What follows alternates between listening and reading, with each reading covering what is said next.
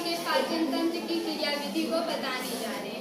मनुष्य में मुख द्वारा ग्रहण किया गया भोजन एक लंबी सी नलिका द्वारा गुजरता है जिसे आहार नाल कहते हैं।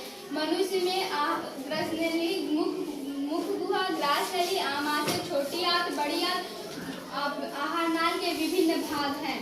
मनुष्य में मुख द्वारा ग्रहण किया मुख से मुख गुहा में आते भोजन को दांतों की सहायता से काटा और चबाया जाता है। दांतों की सहायता से तोड़े चबाए गए भोजन में लार ग्रंथि द्वारा लार साबित होता है जो भोजन को लसलसा चिकना बनाता है।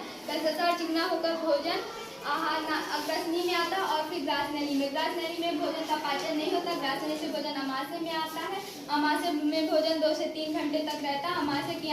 अमाशय की दीवारों से जठर रस साबित होता है जिसमें पाचक एंजाइम पेप्सिन, रेनिन तथा हाइड्रोक्लोरिक अम्ल एवं श्लेष में पाए जाते हैं। पेप्सिन द्वारा प्रोटीन का पाचन, रेनिन द्वारा दूध को दही में बदला जाता है, श्लेष में हाइड्रोक्लोरिक अम्ल को श्लेष में आमाशय की आंतरिक दीवारों को हाइड्रोक्लोरिक अम्ल के प्रभाव से सुरक्षा करता है। हाइड्रोक्लोरिक अम्ल भोजन को अम्लीय बनाता है तथा भोजन में उपस्थित जीवाणुओं को नष्ट कर देता है और भोजन को सड़ने से बचाता है।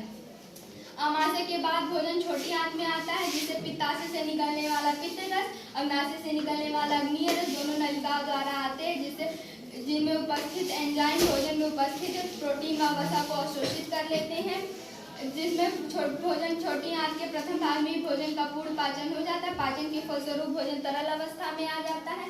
अब भोजन छोटी आंत के अंतिम भाग में आता है। छोटी आंत की दीवारों पर अंगुलीनुमा उभार बिलाई पाए जाते हैं जो भोजन में उपस्थित प्रोटीन व वसा को अवशोषित कर लेते हैं। अब भोजन का अनुपयोगी भाग बड़ी आंत में आता है। बड़ी आंत में आने के बाद भोजन में अतिरिक्त जल का अवशोषण होता है। अवशोषण के बाद भोजन का अनुपयोगी भाग अर्ध ठोस के रूप में मलाशय में एकत्रित हो जाता है। मलाशय में एकत्रित होने के बाद भोजन गुदा द्वारा समय समय पर बाहर